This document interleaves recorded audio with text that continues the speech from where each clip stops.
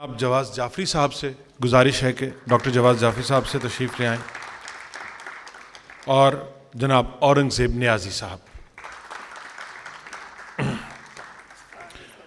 خواتین و حضرات، یہ ہمارے آج کے پینل میں جو شرکائے گفتگو ہیں، یہ سب ایسی ہستیاں ہیں، ایسے نام ہیں جو آپ کے لیے قطعاً نئے نہیں ہیں، جنہوں نے اپنا سکہ منوایا ہے شاعری میں، تنقید میں، فکشن میں، ہر حوالے سے۔ بہت ساری جہتیں ہیں۔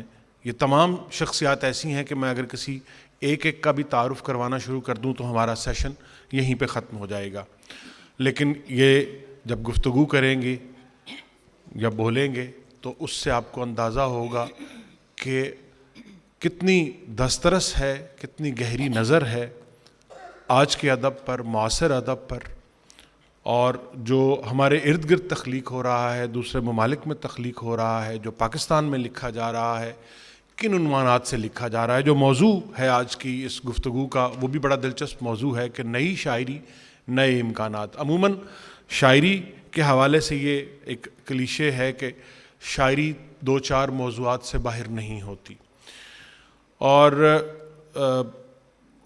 غالباً اردو شاعری کی اگر ہم تاریخ اٹھا کر دیکھیں تو غالب ہمیں وہ پہلا ایک بڑا شاعر نظر آتا ہے جس نے شاعری کے مروجہ موضوعات سے ہٹ کر، غزل کی میں بات کروں گا بالخصوص، نظم کے معاملات ذرا مختلف ہیں، تو اس میں جو غزل کے مروجہ موضوعات سے ہٹ کر غالب نے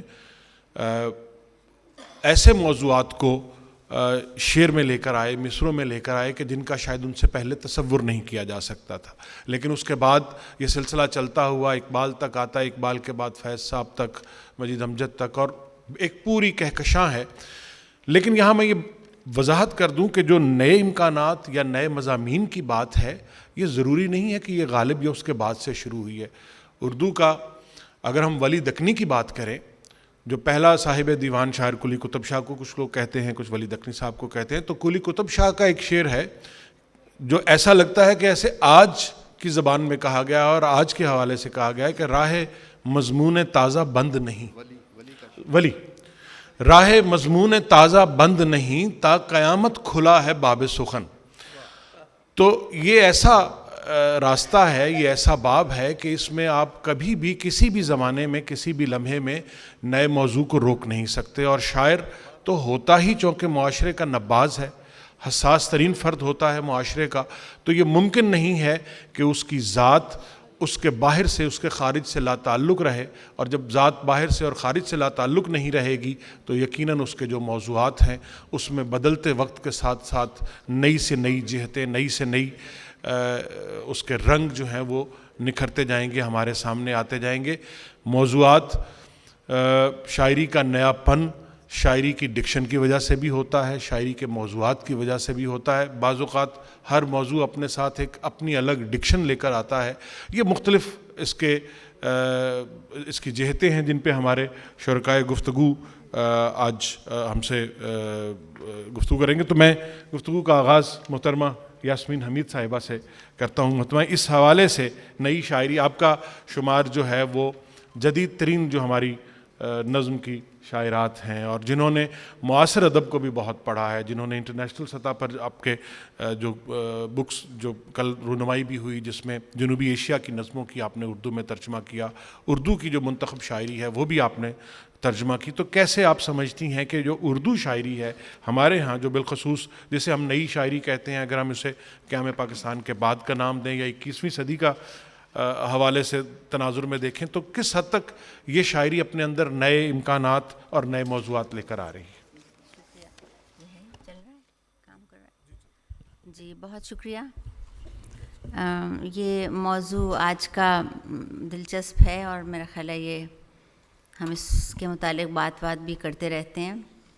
تو نئی شاعری، نئے امکانات، اب اس میں جیسے ابھی آپ نے کہا کہ اگر ہم یہ طے کر لیں کہ یہ پاکستان بننے کے بعد کی شاعری ہے، تو میں یہ جو لفظ ہے نا نیا ہم استعمال کرتے ہیں، پہلے تو ہمیں اس کو ڈیفائن کرنا پڑے گا کہ ہم جب نئی چیز کی بات کرتے ہیں شاعری میں, ادب میں, پہلے یہ طے کریں کہ پرانا کیا ہے تو پھر نئے کا پتہ چلے نیا گا کیا ہے, کیونکہ ہم بات عام طور پہ جس کو کہنا چاہیے عمومی طور پہ رینڈملی کر لیتے ہیں. نیا جو ہے وہ کیا ہے جو اس زمانے میں آج کے عہد میں لکھا جا رہا ہے, ہم اس کی بات کر رہے ہیں, یا یہ بھی سوچنے کی بات ہے کیا تمام چیزیں جو آج کل لکھی جا رہی ہیں وہ نئی ہیں. مطلب لکھنے والے تو بے شمار ہیں, شاعر ہی میرا خیال ہے 600-700-800 تو ہوں گے ہمارے اردو کے, اس سے بھی زیادہ ہوں گے. تو کیا وہ اس عہد میں لکھ رہے ہیں, اس زمانے میں لکھ رہے ہیں, تو وہ کیا تمام کی تمام شاعری جو ہے اسے ہم نیا کہیں گے؟ پھر یہ بات کہ یہ کون فیصلہ کرے گا کہ نیا کیا ہے؟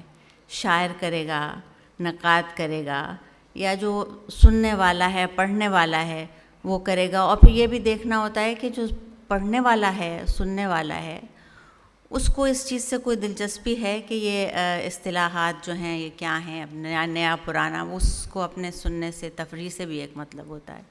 تو پہلے تو ہم یہ طے کریں گے, پھر یہ طے کرنا ہوگا کہ اب یہ جو نیا کہہ رہے ہیں وہ پچھلے 5 سال اس میں ہم شامل کریں, یا 10 کریں, یا 50 کریں, یا 100 کریں, کہاں ہمیں ڈیوائڈنگ لائن جو ہے وہ کہاں پہ بنانی ہے. تو یہ طے کرنا میرا خیال ہے ضروری ہے. اب یا یہ بھی ہو سکتا ہے کہ مختلف لوگ جو اس موضوع پہ بات کریں ان کا اپنا اپنا میجر ہے, کسی نے اس کو کسی اور طرح سے دیکھا ہے.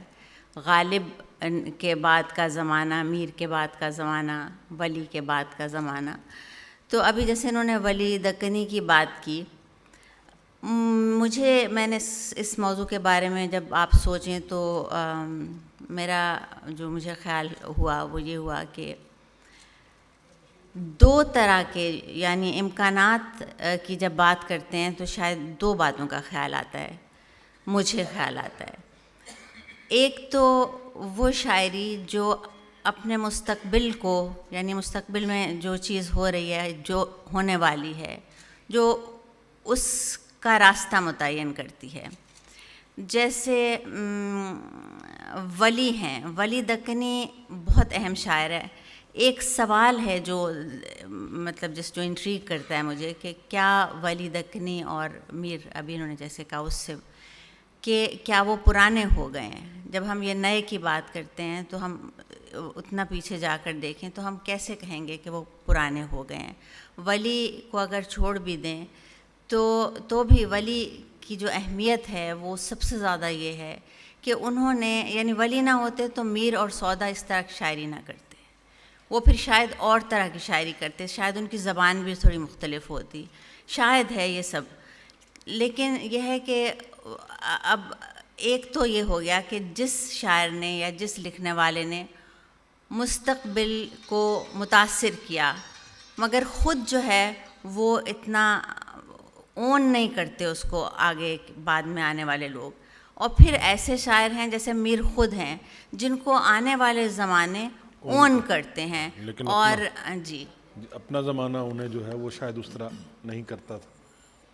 یہ ہم کہہ نہیں سکتے, البتہ یہ ہے کہ ہم تو اون کرتے ہیں. یہ تو ابھی 300 سال ہو گئے یا 400 سال. تو یہ تھوڑا سا یہ جس طرح سے میں اس کو سوچ رہی تھی اور دیکھ رہی تھی کہ یہ بات کے لوگ جو ہیں وہ جن پرانے لوگوں کو اون کرتے ہیں اور جو آج بھی ریلیونٹ ہیں, غالباً وہ نئے ہیں. اور بہت سے لوگ جو آج لکھ رہے ہیں ان میں بھی بہت سے ہیں جن کو ہم پرانا ہی کہہ سکتے ہیں. سو اس طرح سے مجھے یہ آپ نے ایک بڑے ہی اہم نقطے کی طرف یہ اشارہ کیا کہ ریلیونٹ ہونا, یعنی آج غالب اگر آج سے 200 سال پہلے کوئی شعر اس نے کہا ہے اور وہ شعر اگر آج بھی ریلیونٹ ہے تو ہم اسے نیا شعر ہی کہیں گے, ہم اسے پرانا شعر نہیں کہیں گے. اور آج اگر کوئی ایسا شعر کہہ رہا ہے یا ایسی نظم کہہ رہا ہے جس میں کوئی ریلیونس نہیں ہے زمانے کے ساتھ یا انسان کے ساتھ, تو شاید وہ آج کے زمانے کا ہو کر بھی نیا نہیں ہے. ڈاکٹر نجیب جمال صاحب ہمارے ساتھ تشریف فرما ہیں. نجیب صاحب, کیا آپ اس حوالے سے نئے امکانات کی جب ہم بات کرتے ہیں اور نئی شاعری کی بات کرتے ہیں تو کیا نئی شاعری سے مراد جو ریسنٹ پوئٹری ہے یا کنٹمپریری پوئٹری ہے وہ ہم اس سے مراد لے رہے ہیں، یا وہ شاعری جو امکانات میں نئی ہے وہ نئی شاعری ہے؟ دیکھیے، جس طرح زندگی امکانات کا ایک سلسلہ ہے، ہاں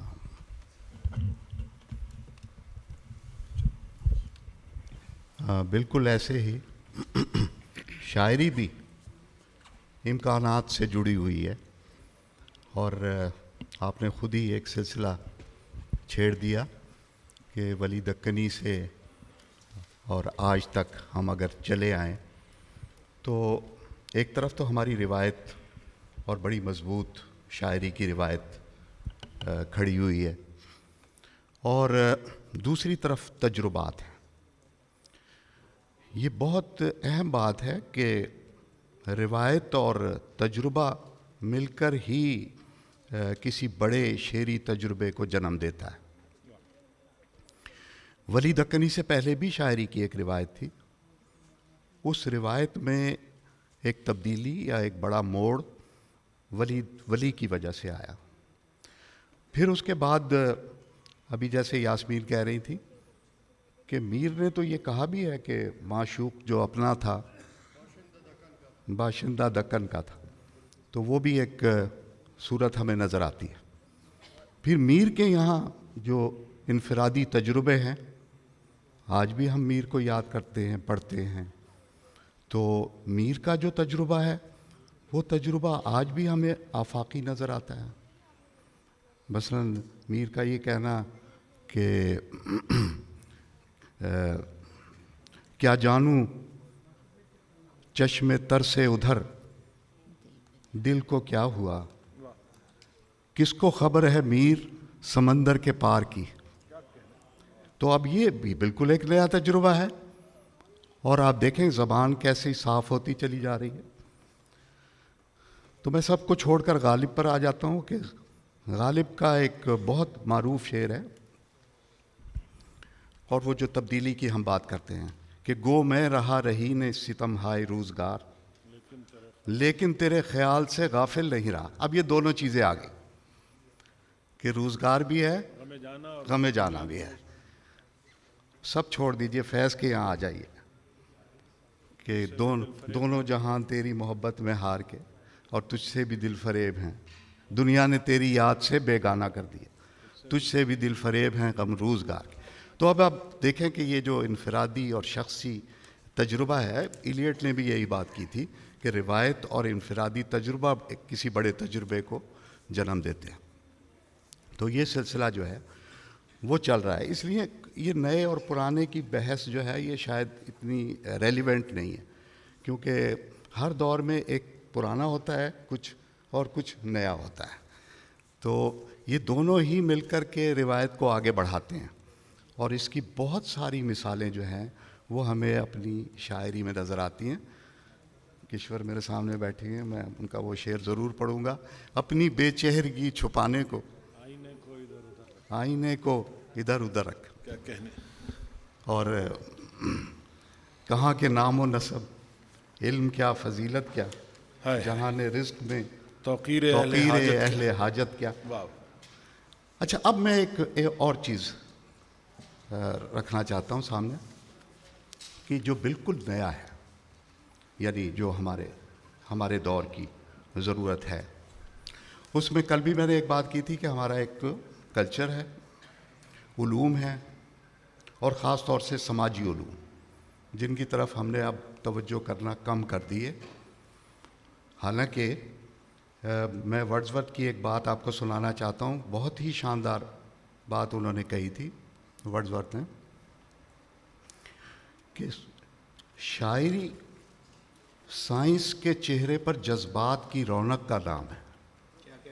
اچھا. تو اب ہم سائنس اور ٹیکنالوجی میں اتنے گم ہو گئے ہیں کہ وہ جو ہمارے سماجی علوم تھے، ہماری جو سوشل سائنسز تھیں، ان کو ہم نے بالکل ہی فراموش کر دیا ہے.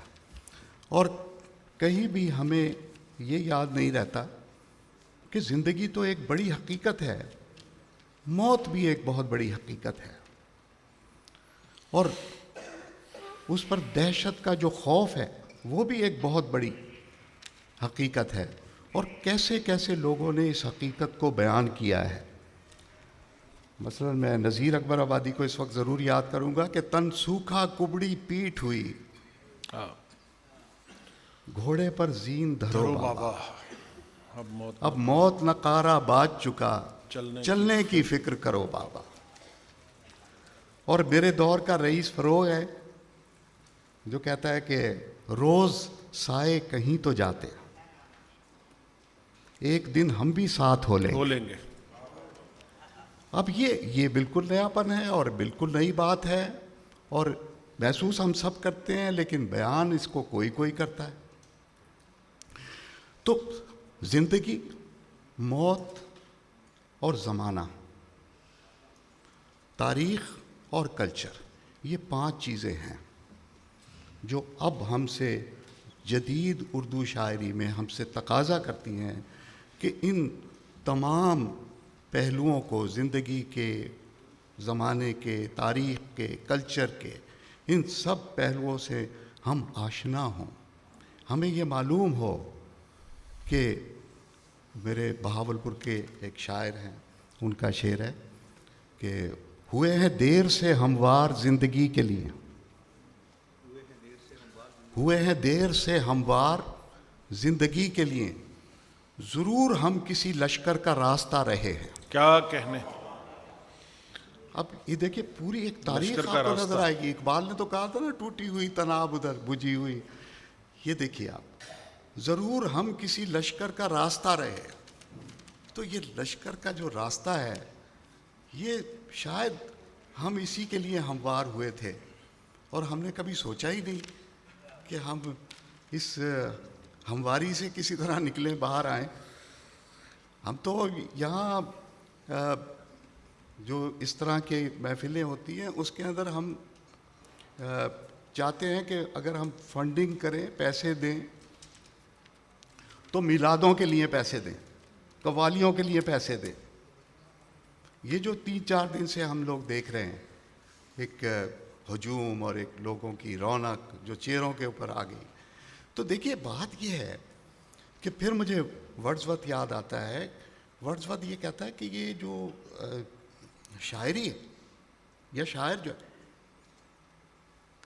یہ تہذیب تو اس کا ایک ثانوی سا پہلو ہے کہ وہ ہمیں تہذیب سکھاتا ہے، اصل میں تو ہمیں ادراک دیتا ہے، شعور دیتا ہے، مسرت دیتی ہے، آگہی دیتی ہے، اور وہ چیزیں جو ہم سے دور ہیں ان کو ہمارے قریب کرتی ہے، ہمارے قریب لے آتی ہے۔ یہ ایک تبدیلی کا جو سلسلہ ہے، آپ دیکھیں گے کہ انگریزی ادب میں بھی آپ کو ہر جگہ نظر آتا ہے۔ جب لاطینی زبان جو تھی وہ مٹنے کے لیے تیار ہو رہی تھی تو اطالوی زبان آ گئی، کلاسیکیت اور رومانیت کا بڑا چرچا رہا، ڈرائیڈن آ گیا اور اس نے کہا کہ نہیں، اب وہ پرانی کلاسیکیت نہیں چلے گی، بالکل نئی کلاسیکیت چلے گی۔ ورڈزورتھ اور کولرج آ گئے، انہوں نے رومانیت کا ایک سلسلہ جو ہے وہ شروع کر دیا۔ اب نہ رومانیت ہے اور اب نہ اس طرح کی کلاسیکیت ہے، اب کیا ہے؟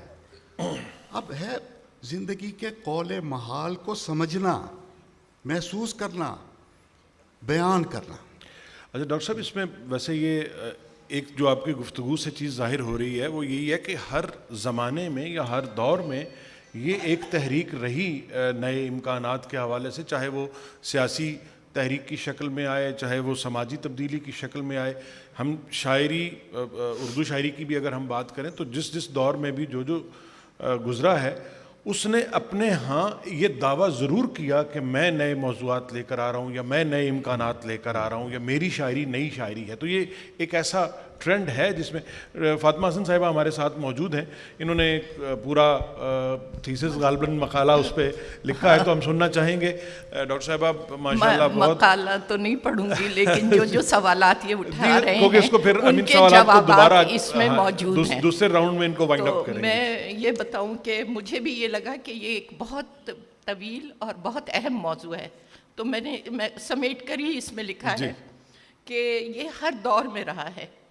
جب شاعری، کیونکہ شاعری جو ہے وہ تہذیب یافتہ معاشرے کی ایک اہم جز ہے، کیونکہ تہذیب یافتہ معاشرے سے روگردانی ہی نہیں کر سکتا، یہ مہذب ترین اظہار ہے. اور جیسے بھی ڈاکٹر صاحب نے کہا کہ شعور کو شاعری ہی میں پڑھا جا سکتا ہے، بے شک، کہ کسی بھی عہد کا شعور جو ہے اس وہ عہد اس کے کی شاعری میں بولتا ہے. تو اب ہم یہ دیکھتے ہیں کہ ہر دور میں اس پر سوال اٹھائے گئے ہیں اور امکانات کو دیکھا گیا ہے. یہ اسی طرح جیسے ہم تہذیب کے سفر کو اور شعور کو دیکھتے ہیں، اس طرح ہم شاعری کو دیکھتے ہیں. تو جب خانہ کعبہ کی دیواروں پہ نظمیں لگا دی جاتی تھی اور یہ ہوتا تھا کہ اب اس سے بہتر کوئی لائے، تو وہ بھی ایک امکان کی راہ دکھاتا تھا کہ اب اس سے بہتر شاعری آئے گی. اب اردو شاعری میں جو اساتذہ نے اصول بنائے اور انیس و دبیر کے موازنے کیے گئے، حالی کی تنقید اور آزاد کا باقاعدہ جو کتاب ہے، ان کو ہم دیکھتے ہیں تو ان میں بھی ماضی کا بھی جائزہ لیا گیا ہے، آئندہ امکانات کو بھی اور حال کو بھی دیکھا گیا ہے. اور اس وقت جب یہ سب کچھ ہوا تو یہ جہاں تک پہنچایا انہوں نے، جدید شاعری کی بات آزاد نے بھی کی، نئی شاعری کی بات کی، حالی نے کی، تو بہت اچھا ایک تجزیہ مسعود حسن رضوی نے کیا.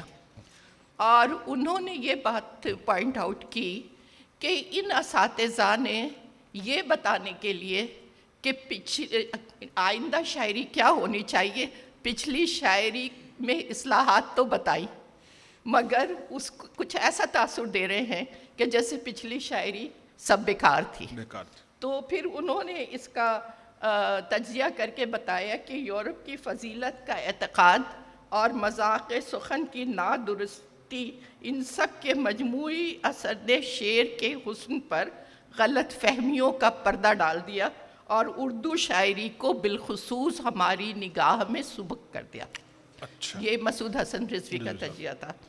اب ان پر جو اعتراضات اٹھائے گئے تھے، ان کا بڑا مدلل اور بڑا اچھا جواب علی عباس حسینی نے لکھا، اردو شاعری کا دفاع، اور آپ ہی کے خطے میں اس پر کام ہوا اور شکیل حسین سید نے اس کو مرتب کر کے ان کے انتقال کے بھی بہت عرصے کے بعد بھیجا. تو میں انجمن میں تھی اور انوار صاحب نے بھیجا تھا، یہ بھی پیچھے تھے، تو ہم نے اس کتاب کو شائع کر دیا، کیونکہ اس میں ان کے عہد تک کی جو شاعری تھی اس پر جو اعتراضات اٹھائے تھے اس کے مدلل جوابات تھے اور امکانات اور کیا ہونا چاہیے یہ بتایا گیا ہے.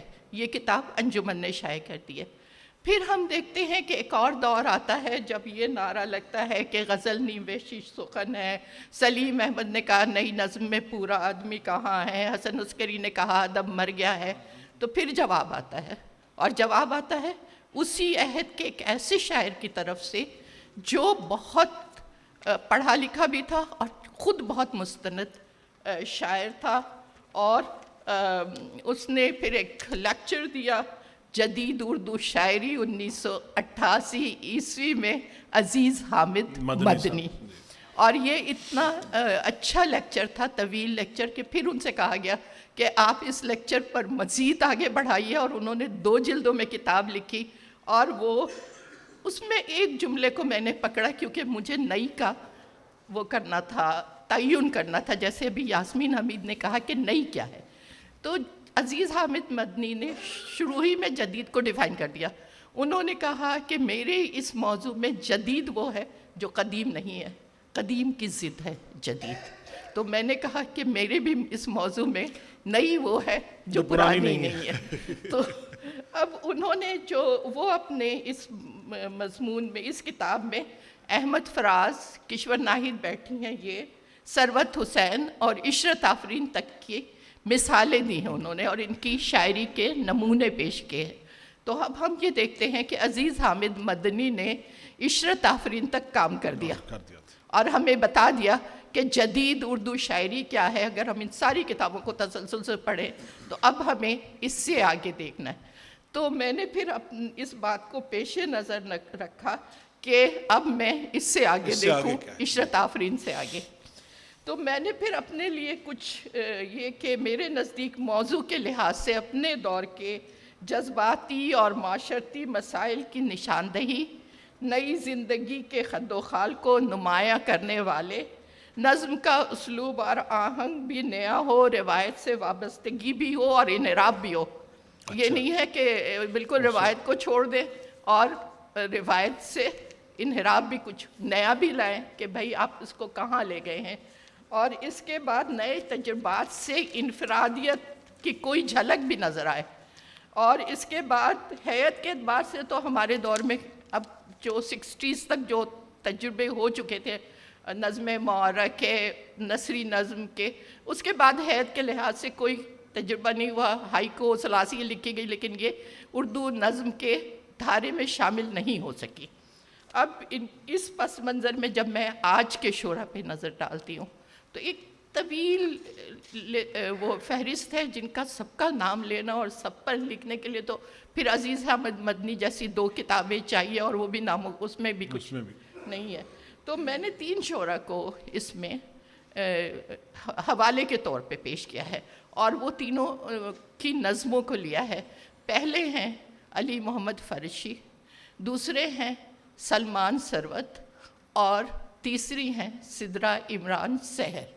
اس سے ان کی عمر اور دور کا بھی تعین ہوتا ہے، اور ان کی نظموں کی مثالیں پیش کی ہیں۔ اگر میرے پاس وقت ہے تو میں پیش کروں، ورنہ پھر دوسرے دور میں اس کو میرا خیال ہے ہم وائنڈ اپ کریں گے نا جب، تو پھر اس میں تھوڑا سا کریں۔ ڈاکٹر جواز جعفری صاحب ہمارے ساتھ ہیں۔ ڈاکٹر صاحب، مختلف حوالوں سے بات ہوئی، نئے امکانات کی، جدید اور قدیم شاعری کی ڈیفینیشن کی بھی بات ہوئی کہ نئی شاعری سے ہم کیا مراد لیتے ہیں، نئے امکانات۔ پھر ڈاکٹر نجیب صاحب نے جو کچھ سائنسی جو ایجادات ہیں اور جو آج کی جو موجودہ زندگی کے جو بدلتے ہوئے ہمارے تقاضے ہیں ان کی طرف بھی ایک روشنی ڈالی۔ تو ہم نئے امکانات سے کیا چیز ہمارے سامنے آتی ہے جو آج ہم نئی شاعری دیکھ رہے ہیں؟ جیسے ڈاکٹر صاحبہ نے کچھ نام بھی لیے، تو کیا سمجھتے ہیں کہ یہ جو شاعری ہے یہ امکانات کے حوالے سے اگر ہم دیکھتے ہیں تو یہ کیسے مختلف ہے وہ شاعری جو اس سے پہلے ہو چکی ہوئی ہے، اور اگر نہیں ہے تو کیا نئے امکانات کی کوئی جگہ بنتی ہے؟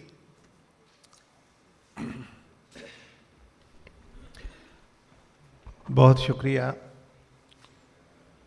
بڑے اعزاز کی بات ہے کہ ان لوگوں کے سامنے بیٹھ کے بات کی جائے جن کے زمانے میں نئی شاعری کی بحث چھڑی تھی۔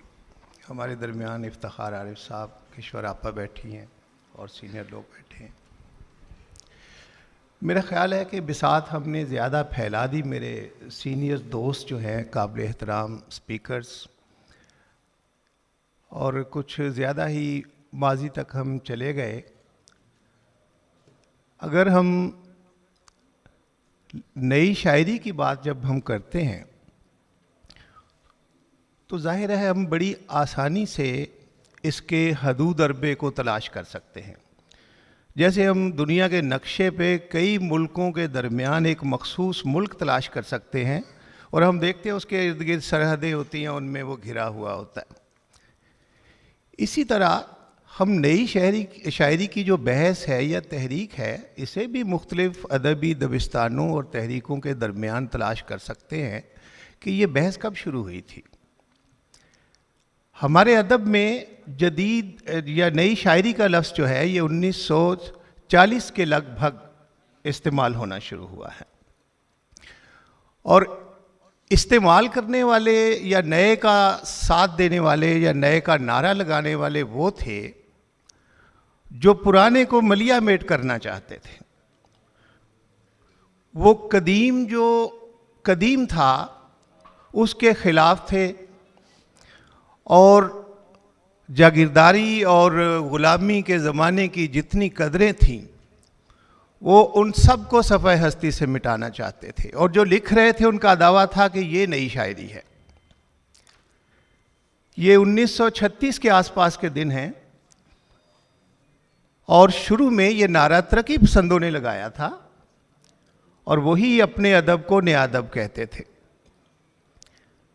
لیکن کچھ ہی عرصے بعد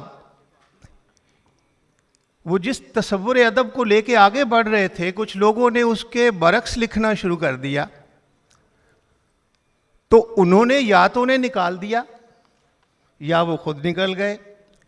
جو اس گروپ سے الگ ہوئے انہوں نے نئی شاعری کا نعرہ لگایا، اور وہ تھے راشد، میرا جی اور اختر علی ایمان۔ اور نثر میں، افسانے میں وہ منٹو تھے۔ شروع میں وہ دونوں ہی نئی شاعری کا نعرہ لگاتے رہے، لیکن رفتہ رفتہ ترقی پسندوں نے اپنے لیے ترقی پسندی کا لفظ استعمال کرنا شروع کر دیا کہ ہم ترقی پسند ہیں، کیونکہ اگر فیض کو آپ نیا شاعر کہیں گے تو وہ مائنڈ کرتے تھے، لیکن اگر ترقی پسند کہتے تھے تو وہ کہتے تھے کہ ٹھیک ہے یہ اصطلاح ہمارے لیے۔ تو دوسرے جو تھے وہ نئی شاعری کا یعنی سلوگن لے کے آگے بڑھے تھے، اور یہ وہاں سے راشد سے، میرا جی سے، اختر علی ایمان سے اور بہت سے اور نام ہیں، ان سے ہوتی ہوئی یہ بات افتخار جالب اور ان کے ساتھیوں تک پہنچتی ہے۔ یہ بیٹھے ہوئے افتخار جالب عارف نہیں، افتخار جالب صاحب اور ان کے ہم نوا جو تھے وہ نئی شاعری کا نعرہ لے کے آئے تھے۔ اور ایک بات میں اور عرض کر دوں کہ ابھی تک جتنی بات ہوئی ہے، فاطمہ آپا کے علاوہ سبھی نے غزل کے حوالے دیے ہیں، لیکن ایک بات ہم اور بھی اگر دیکھیں کہ وہ انجمن پنجاب ہو، وہ ترقی پسند تحریک ہو، یا وہ ہلکا اور باب ذوق ہو، تینوں پلیٹ فارم ایسے ہیں کہ جہاں پہ غزل کی مزاحمت موجود تھی۔ تینوں پلیٹ فارم سے غزل کو برا بھلا زیادہ کسی سے کم کہا جا رہا ہے۔ تو اس کا مطلب یہ ہوا کہ اب ہم گفتگو کو اور واضح کر سکتے ہیں کہ نئی شاعری کی تحریک بڑی حد تک نظم کی تحریک تھی۔ یہ الگ بات ہے کہ جس غزل کی مخالفت ہوتی رہی، اس غزل نے بھی زندگی کی ہر روشنی کو اپنے اندر سمیٹا ہے، ہر اہم فلسفے کی طرف وہ لپکی ہے، اور اس طرح اس نے غزل کے پیرلل اپنی دنیا کو جگمگایا ہے۔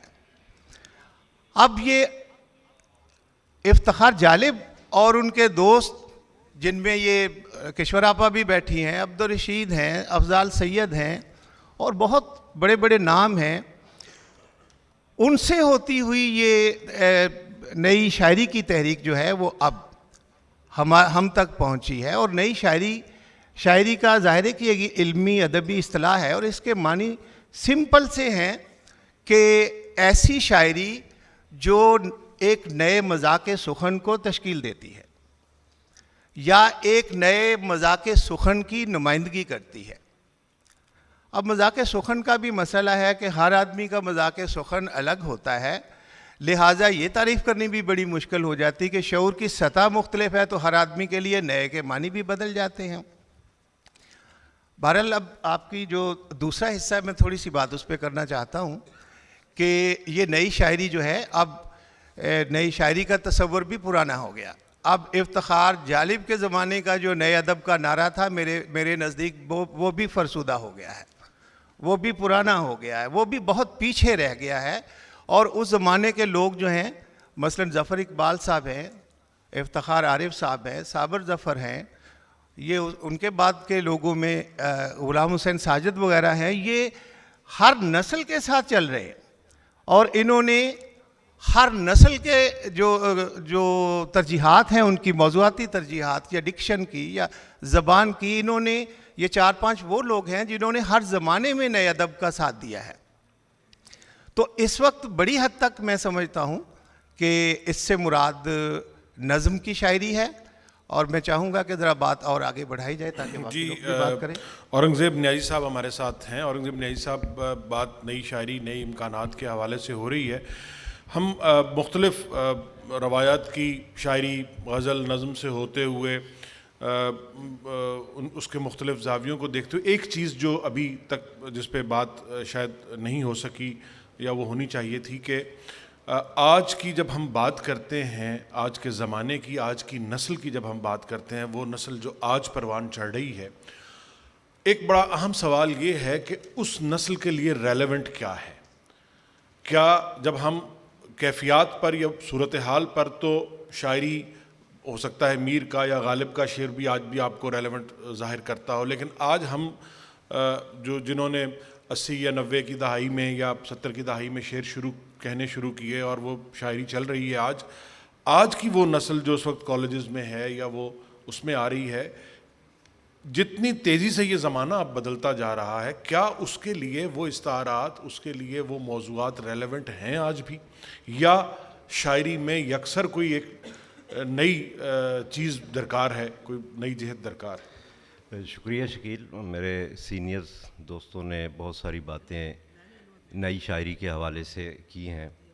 نئی شاعری کی اصطلاح ہم بطور خاص اس شاعری کے لیے استعمال کرتے ہیں جو 60 کی دہائی میں جدیدیت کی رجحان کے تحت لکھی گئی، اور میرے پیش نظر اس وقت جس کی طرف آپ نے سوال بھی کر دیا وہ شاعری ہے جو ریسنٹ پاسٹ کی شاعری ہے، گزشتہ یا زیادہ سے زیادہ اسے ہم 21ویں صدی کی شاعری کہیں گے۔ یہ نئی شاعری اس 60 کی دہائی کی شاعری سے مختلف حوالوں سے مختلف ہے۔ گزشتہ صدی کی جو نئی شاعری تھی وہ ایک خاص صورتحال کی پیداوار تھی، اور ایک فرد کے ایک مخصوص طرح کی صورتحال، ایک خاص طرح کے ذہنی ماحول، اور بطور خاص جو صنعتی عروج اور سائنسی عروج کے بعد جو صورتحال پیدا ہوئی تھی، اور اس کے نتیجے میں جو اس زمانے کا فرد جس ذہنی انتشار کا، جس ذہنی باطنی خلفشار کا اور بیگانگی کا اور مغایرت کا شکار ہوا، وہ شاعری اس کو پیش کر رہی تھی۔ جبکہ 21ویں صدی کی یا آج کی جو نئی شاعری ہے، اسے ایک اور طرح کی صورتحال کا سامنا ہے، کچھ اور طرح کے سوالات درپیش ہیں اسے، اور ان میں سے بیشتر سوالات کا تعلق معاصر حیثیت سے ہے، اور یہ معاصر حیثیت نئے سرمایہ داری نظام، تو یہ ایک اور طرح کی صورتحال ہے۔ 20ویں صدی کا جو فرد تھا اسے اپنی شناخت کے گم ہونے کا احساس تھا، اور آج کے 21ویں صدی کے فرد کی شناخت تو کیا، وہ خود ہی گم ہو چکا ہے، وہ کسی شے میں یا آپ کہیں کہ ایک ہندسے میں تبدیل ہو چکا ہے۔ تو آج کی 21ویں صدی کی جو شاعری ہے وہ اس صورتحال کو پیش کر رہی ہے۔ اب ممکن ہے کہ اس شاعری کے اندر آپ کو کچھ ایسے عناصر کا سراغ بھی ملے جو 20ویں صدی کی شاعری کے اندر بھی موجود ہو یا اس سے بھی پہلے کی شاعری کے اندر موجود ہو، کیونکہ کوئی بھی شعری روایت مکمل طور پہ اپنی گزشتہ شعری روایت سے منقطع نہیں ہوتی۔ لیکن یہ آج کی جو نئی شاعری ہے یہ صرف تخلیقی متن نہیں ہے، یہ ایک طرح کا تنقیدی بیانیہ بھی ہے جو اپنی معاصر صورتحال سے ٹکراتی ہے، اس پہ سوال اٹھاتی ہے اور اس کے خلاف اپنا استغاثہ بھی پیش کرتی ہے۔ جدید شاعری کو، 60 کی دہائی کی جدید شاعری کو ہم کچھ خاص فلسفیانہ تناظر میں، وجودیت کے اور نفسیات کے تناظر میں ہم سمجھ سکتے ہیں، لیکن 21ویں صدی کی اس نئی شاعری کو ہم اس تناظر میں نہیں سمجھ سکتے۔ اس کے لیے ہمیں بین العلومی اپروچ کی ضرورت ہوگی، ہمیں تاریخ کے نئے فہم کی ضرورت ہوگی، اور ہمیں معاصر صورتحال کے ایک فہم کی اس کے لیے ہمیں ضرورت پڑتی ہے کہ ہم اس کو سمجھیں۔ پھر یہ کہ 9/11 کے بعد خاص طور پہ اور اگلے اس گزشتہ 2 دہائیوں میں عالمی سطح پہ فکری صورتحال میں بہت بڑی تبدیلی آئی ہے، اور کلچر اور زبانیں ایک دوسرے کے قریب آئی ہیں، اور کلچر اور زبانوں کے ایک دوسرے کے قریب آنے کی وجہ سے زبانوں پر بھی اس کا اثر پڑا ہے۔ آج کی شاعری جو ہے یہ سائنس کو، ٹیکنالوجی کی نئی اصطلاحات کو بڑی آسانی کے ساتھ جو ہے وہ بروئے کار لا رہی ہے۔ پھر اس شاعری کا ایک اور پہلو، ایک خاص پہلو اس کی وابستگی ہے اپنی زمین کے ساتھ اور اپنی مٹی کے ساتھ جڑت ہے اس کی۔ یہ وابستگی جو ہے وہ ترقی پسند شاعری کی بھی وابستگی تھی سماج کے ساتھ، لیکن اس کی وابستگی جو ہے کچھ اور انداز کی ہے، اور اس کا طرز احساس اور طرز بیان جو ہے وہ کچھ مختلف ہے۔ میں 1-2 شعر جو ہے وہ خاص طور پہ اس حوالے سے جو ہے وہ پیش کرنا چاہوں گا، پڑھنا چاہوں گا، جو میں نے لکھے ہوئے ہیں کہ کچھ درخت، ادریس بابر ہیں، کچھ درخت اپنی جڑیں ساتھ لیے پھرتے ہیں، اس کو مجبوری سمجھ لیجئے ہجرت کیسی، یا شناور اسحاق ہیں، دریا پلٹ کے دیکھنا مہنگا پڑا مجھے، کچھ تہ نشیں مدار میرے ساتھ چل پڑے. واہ. یا احمد جہانگیر کی نعت کا ایک بڑا خوبصورت شعر ہے، سبز چمکتا در کھل جائے اور سنگاسن ظاہر ہو، کوئی سخی آواز پکارے سندھی شاعر حاضر ہو. واہ. تو یہ ایک نیا رنگ جو ہے اس شاعری کے اندر. میں کچھ شعری مجموعے نظم کے بھی اور غزل کے بھی، آپ نے دونوں کی بات کی، جو ریسنٹ پاسٹ میں شائع ہوئے ہیں، میں ان کا یہاں پہ ذکر کروں گا. ان میں گلیوں گلیوں شاہین نواز کا ہے، مدفون آدمی کی ڈائری شناور اسحاق کا، جلے ہوئے آسمان کے پرندے زاہد امروز، دریا اور دریچے فاطمہ مہرو، پانیوں سے الگ شمشیر حیدر، شاہ دریا احمد جہانگیر، نمی دانم شکیل جاذب، اور اس کا نئی زبان کے حروف تنویر انجم کا بھی آیا، اور حیراں سر بازار حارث خلیق کا ہے. اس کے علاوہ جواز جعفری صاحب جہاں بیٹھے ہیں، ان کا جنگ مخالف نظموں کا مجموعہ متبادل دنیا کا خواب، اور سعید احمد کی طویل نظم ہے 21ویں چاند کی رات سرائے وقت میں ایک مکالمہ. یہ خاص اس استعماری صورتحال کو پیش کرتے ہیں. لیکن میں ایک آخری بات جو ہے وہ یہاں پہ ضرور کرنا چاہوں گا کہ یہ ہماری نئی شاعری ہے، یہی اس کا حال ہے اور یہی اس کا مستقبل ہے، اور ہمیں اسی پر ہی گفتگو کرنی ہے اور اسی پر ہی ہمیں گفتگو کرنی چاہیے. لیکن یہ نئی شاعری اپنے وجود کی بقا کے لیے مسلسل حالت جنگ میں ہے. اسے ایک شدید لہر کا سامنا ہے، اور وہ لہر ہے 2 سطری منظوم بیانات کی. بے شک بے شک. یہ چونکہ ہر روز جو بدلتی صورتحال ہے، اس میں جہاں ہر صنف جو ہے آرٹ کی اسے ایک نئے چیلنج کا سامنا ہے، شاعری بھی اس سے الگ کیا بلکہ وہ اس کی صف اول میں شامل ہے. ہمارے پاس آخری 5 منٹ ہیں. میں یاسمین حمید صاحبہ سے گزارش کروں گا کہ جو یہ ابھی تک گفتگو ہوئی ہے، اگر آپ اسے ہم سب سامعین کے لیے اسے آپ سم اپ کر دیں، اس کو وائنڈ اپ کر دیں نئے امکانات کے حوالے سے، یا اگر آپ سمجھتی ہیں کہ کوئی گوشہ کوئی کونا رہ گیا ہے جو ابھی گفتگو میں نہیں آ سکا، تو ذرا ہماری رہنمائی فرما دیجیے.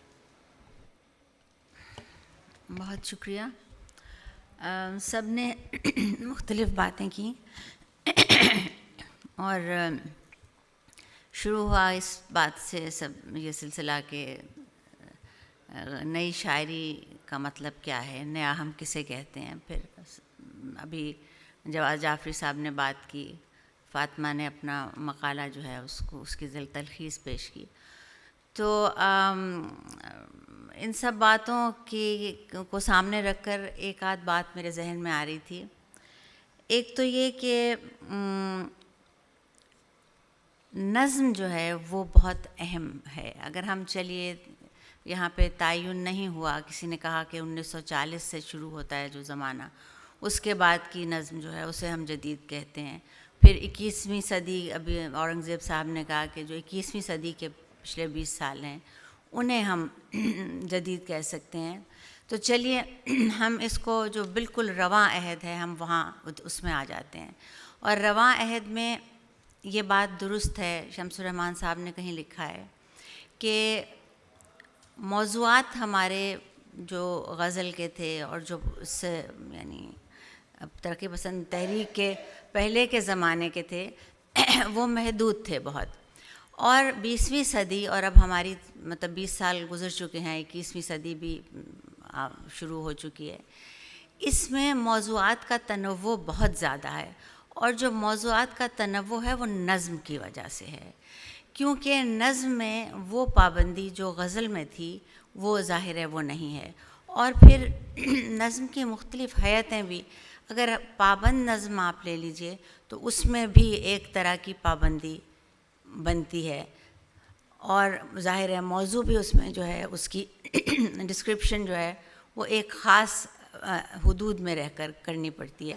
لیکن آزاد نظم اور اس کے بعد نثری نظم جب لوگوں نے لکھنا شروع کی ہے تو ایک مطلب امکانات کا پوری ایک کائنات ہے، آپ کسی طرف بھی نکل جائیں.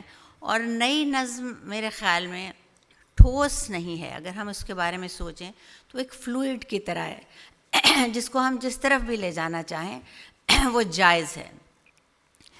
اور ایک بات یہ ہے کہ آج سے تقریباً دیکھیے کوئی تقریباً 40-50 سال پہلے دیکھیں تو جو لوگ نظم لکھتے تھے، صرف نظم لکھتے تھے یا زیادہ نظم لکھتے تھے، وہ ضرور چاہتے تھے کہ وہ کچھ غزل بھی لکھیں، کچھ غزلیں لکھیں، اور اس میں بھی مطلب یہ ثابت کرنے کے لیے، جیسے پچھلی صدی میں اور اس سے پہلے غزل اور قصیدہ آپ کا ایک امتحان کی طرح ہوتا تھا کہ جس نے غزل اچھی کہی ہے، جس نے قصیدہ اچھا کہا ہے وہ زیادہ بڑا شاعر ہے۔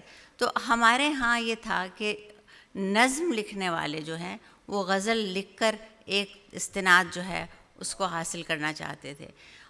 اب یہ ہے، نظر آتا ہے کہ جو غزل لکھنے والے ہیں وہ ضرور چاہتے ہیں کہ ہم نظم بھی لکھیں، چاہے تھوڑی لکھیں، لیکن اس سے پتہ چلتا ہے کہ نظم کی اہمیت جو ہے وہ بڑھ گئی ہے، بہت زیادہ بڑھ گئی ہے۔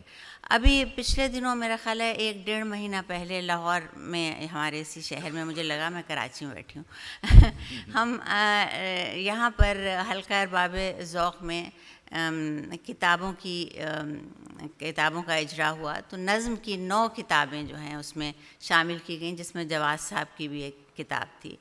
وہ 9 کی 9 اتفاق سے میں اس میں شامل تھی، اس گروہ میں، اس گروپ میں، تو میں نے وہ 9 کی 9 کتابیں جو ہیں پڑھیں۔ وہ 9 کی 9 نظم کی کتابیں ہیں۔ ابھی اس کے علاوہ بھی بہت سی کتابیں ہیں جو شائع ہوئی ہیں۔ اب وہ تمام کتابیں، میرا مطلب تجربہ، اور مجھے لطف آیا یہ دیکھ کر کہ وہ ایک دوسرے سے یکسر مختلف تھیں، 9 کی 9 کتابیں۔ اور 2-3 کتابیں جن کا میں خاص طور پر ذکر کرنا چاہوں گی، ان میں ایک کتاب، ابھی اس کا نام بھی لیا، زاہد امروز کی کتاب، اور رضی حیدر گیلانی کی کالے نہنگ ایک کتاب ہے، اور ایک جلے ہوئے آسماں کے پرندے۔ پھر اس میں ادریس بابر کی یہ اشرے والی کتاب نہیں تھی۔ تو یہ سب تجربے ہیں، اور یہ ان کی جو کتابیں ہیں دونوں جن کا نام میں نے لیا، یہ بہت مطلب جو آج کا زمانہ ہے جس کو کہتے ہیں ڈارک ڈسٹوپین، اس کی یعنی ترجمانی کرتی ہیں۔ پھر عبیرہ احمد ایک خاتون ہیں، ان کی کتاب، وہ بھی نظم کی کتاب ہے۔ تو یہ امکانات ہیں۔ یہ ظاہر ہے، دیکھیے جب کوئی لکھنا شروع کرتا ہے اور اس کی پہلی کتاب چھپتی ہے تو مطلب ایک راستے کا تعین ہوتا ہے، ہم دور تک نہیں دیکھ سکتے۔ تو جب آپ پوری زندگی 30, 40, 50 سال جتنا بھی وقت آپ کے پاس ہے، اگر اس میں آپ کا جو ٹوٹل جو مکمل کام ہے وہ سامنے آتا ہے، تب یہ طے ہوتا ہے کہ ہم نے کیا حاصل کیا، اور کلی طور پہ نظم یا غزل یا شاعری نے کیا حاصل کیا۔ یہ سلسلہ جو ہے یہ سفر کی طرح ہے، اور یہ جاری ہے، اور ظاہر ہے اس کے راستے بے شمار ہیں۔ امکانات کا تو مطلب یہ وسعت، اسے ہم کسی چیز میں قید نہیں کر سکتے، کبھی ختم نہیں ہو سکتا۔ ہاں کبھی ختم نہیں ہو سکتی۔ یہ بات میں سمجھ بہت شکریہ، بہت شکریہ۔ میں اختتام پر فاطمہ صاحبہ کچھ جو نظمیں انہوں نے منتخب کی، تو میں گزارش کروں گا کہ اگر اس میں سے ایک نظم جو ہے وہ آپ پڑھ دیں سامعین کے لیے جو آپ نے نظمیں منتخب کی ہیں، تو اسی کے ساتھ ہی ہمارا یہ پروگرام بھی اپنے اختتام کو پہنچ جائے گا۔ میں نے بھی نظموں کا حوالہ اس لیے دیا تھا کہ نظموں میں امکانات زیادہ کھل کر سامنے آتے، کیونکہ ان کا کینوس ہے۔ یہ نہیں کہ غزل میں کوئی نیا تجربہ نہیں، نئے مضامین نہیں داخل ہو رہے۔ غزل میں روایت سے تو وہ اس کی حیث میں تو تجربہ نہیں ہو سکتا، لیکن مضامین داخل ہو رہے ہیں۔ تو اب میں سوچ رہی کہ ان تینوں میں سے میں کس کو سناؤں۔ علی محمد، ہاں سب سے مختصر نظم انہی کی ہے میرا خیال ہے، ثروت حسین کی۔ ہاں ثروت حسین کے بیٹے ہیں یہ، سلمان ثروت، اور بہت اچھی شاعری ہے ان کی، اور سب سے بڑھ کے کہ ان کا جو لہجہ ہے، نہیں یہ تو ان کی آ گئی ہے، اچھا بہتر ہے کہ میں انہی کی پڑھوں۔ میں نے سدرا سحر کی، کیونکہ دیکھیں جو اس عرصے میں ایک نئے امکانات بہت واضح سامنے آئے ہیں وہ خواتین کی شاعری کے، تو یہ بہت چھوٹی سی نظم ہے، حق مہر، سدرا سحر کا۔